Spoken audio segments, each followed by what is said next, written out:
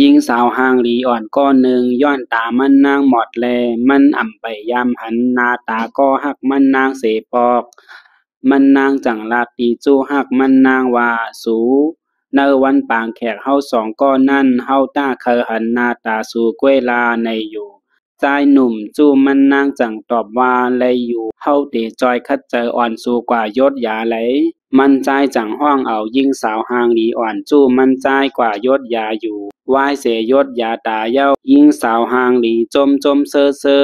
ลองอันมันนางไหลหันตั้งหางหลีเมืองโกนปอกอันตั้งสุดแลมันนางจมเซอถึงตีปอลืมจู้หักมันไว้ก่อนเย้าวายนั่นอ่ำปอหึงสังถึงวันปางแขกเขาสองก็เย้าแลมันนางจมเซอเขาหันหน้าตาก็หักมันนางหน้าเย้าแลใจเตือนเตียนไว้อยู่ กำนันก็หักมันนางก็ถึงมาเนอปางแขกเขาสองก็เย้าแลเผอถึงว่ามันนางไหลหันหน้าตาก็หักมันนางเย้าเฮ็ดเฮอมันนางตกใจยอมหับอ่ำไหลย้อนว่าก็หักมันนางเป็นคนตาบอดในเส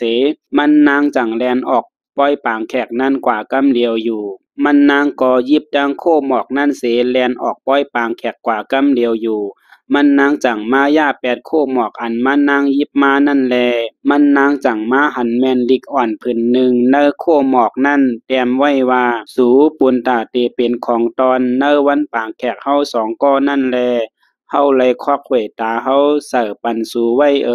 ลุ่มลาปันป้าหวยตาเฮาลีลีหน้าในอยู่เจิงโหในก็เลยสุดกว่าตีในเหม่อสูงอ้ยก็ผู้ปันแห้งด้วยเจิงขาเฮาตั้งเสียงอยู่คาออ